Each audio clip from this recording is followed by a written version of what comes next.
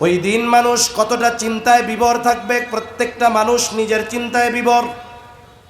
ওই দিন আমার আপনার নবীজিও চিন্তিত থাকবে, তবে নবীজি নিজের চিন্তায় চিন্তিত থাকবেন না, তিনি চিন্তিত থাকবেন উম্মতের নাজাতের চিন্তায়। মা বাবা সন্তানকে চিনবে না, নিজের চিন্তায় বিভোর থাকবে। ওই কঠিন মুসিবতের দিন নবী তার উম্মতকে ভুলবে না। নবীজি কত চিন্তিত থাকবে, পেরেশান থাকবে।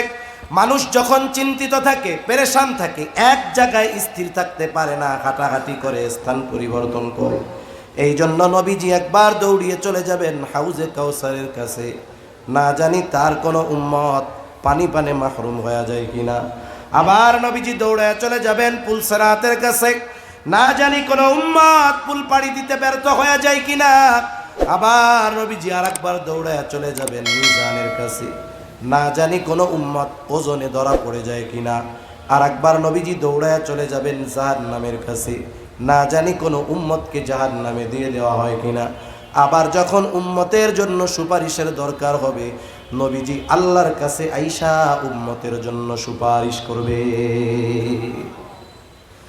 উম্মতের চিন্তায় নবীজি কিয়ামতের দিন এক জায়গায় স্থির থাকবেন না। সব নবী জান্নাত অভিমুখে রওনা হয়ে যাবে, জান্নাতের দরজায় পৌঁছায়া যাবে, কিন্তু দরজা বন্ধ। জিজ্ঞাসা করা হবে, কি ব্যাপার, জান্নাতের দরজা খোলা হয় না কেন? উত্তর দেওয়া হবে, যিনি আসলে খোলা হবে তিনি এখনো আসেন নাই। কোথায়? বলে হাসরের ময়দানে উম্মতের চিন্তায় বিভোর।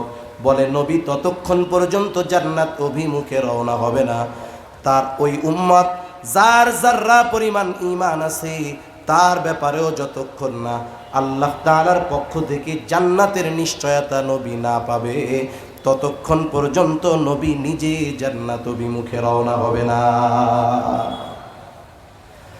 এমন নবী, এমন মুহাব্বত উম্মতের জন্য।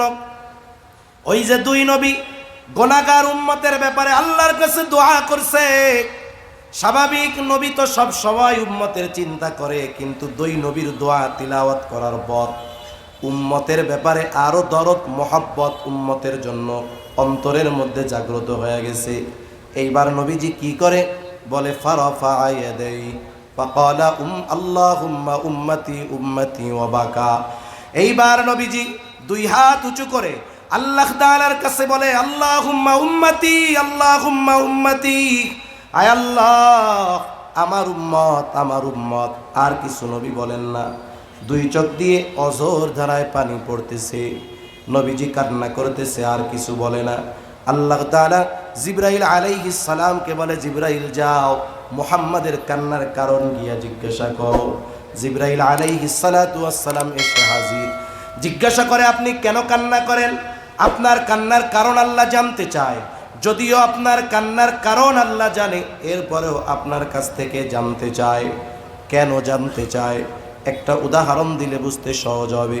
নোয়াখালীর মানুষ, উলামায়ে কেরাম, এখানে ঘরে ঘরে আলেম আছে, মাদ্রাসা আছে। স্বাভাবিকভাবে যেই মাদ্রাসাগুলোর মধ্যে আবাসিক ছোট ছোট বাচ্চারা থাকে, হিফজখানায় পড়ে, মক্তবে পড়ে, 5, 6, 7 বছর বয়স ছোট বাচ্চা।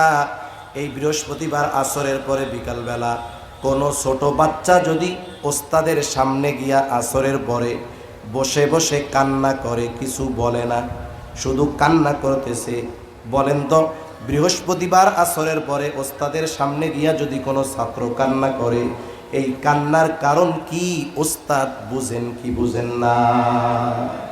কি জন্য কান্না করে? সে ছুটি চায়, বাড়িতে যাইতে চায়, ওস্তাদ বুঝে।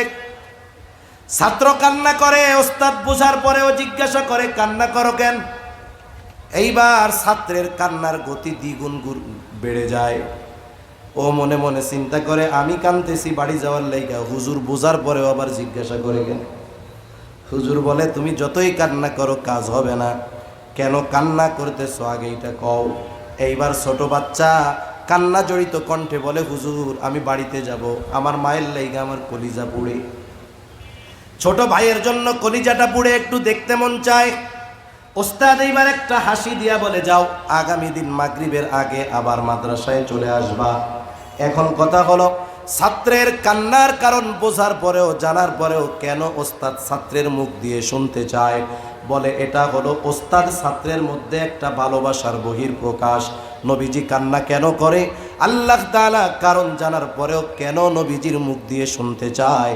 বলে এটা হলো আল্লাহ তাআলার আমার আপনার নবীর প্রতি মহব্বতের বহিঃপ্রকাশ। এই কারণটা আরো বিশ্লেষণ করতে গেলে লম্বা সময় চলে যাবে, এবার ওর দিকে যাব না। আল্লাহর নবী এইবার জিবরাইল আলাইহিস সালামকে সব কিছু খুলে বললেন। উম্মতের জন্য তিনি কান্না করতেছেন। জিবরাইল আলাইহিস সালাম গিয়ে আল্লাহর কাছে বলে, আপনার হাবিবের কান্নার কারণ হইল তার উম্মত। আল্লাহ তাআলা বলে, জিবরাইল যাও মুহাম্মদকে গিয়ে জানায় দাও, আমি অচিরেই তাকে তার উম্মতের ব্যাপারে সন্তুষ্ট করব, আমি তাকে তার উম্মতের ব্যাপারে অসন্তুষ্ট করব না। এ কথার দ্বারা কি বোঝা যায়? আমরা যদি সুযোগ পাই রাষ্ট্রের প্রধানের কাছে, আমরা যদি সুযোগ পাই বড় কোনো মানুষের কাছে, আগে নিজের কথা বলি, পরিবারের কথা বলি। কিন্তু আমার আপনার নবী যখনই সুযোগ পেয়েছে উম্মতের কথা আল্লাহ তাআলার কাছে বলছে। আরশে আজিম সফরে নিয়ে গেছে আল্লাহ তাআলা মেরাজে। আল্লাহর নবী ওইখানে গিয়াও অন্যদের কথা না বইলা উম্মতের কথা বেশি কইরা বলছে। এই জন্য নবীর যে উম্মতের প্রতি ভালোবাসা, দরদ মায়া কত বেশি, হাদিস বললে অনেকগুলা বলা যাবে, কিন্তু কিছু কিছু বিষয় আছে একজন বলার দ্বারা এটা লক্ষ মানুষের চাইতেও বেশি গ্রহণযোগ্য হয়। ঠিক কিনা বলেন? নবী যে আমাদের ভালোবাসেন, কত ভালোবাসেন, এই ভালোবাসার খবর কথা যিনি আমাদের জানায় দিয়েছেন তিনি কে? আল্লাহ তাআলা জানায় দিছে কত ভালোবাসেন নবীজি আমাদের।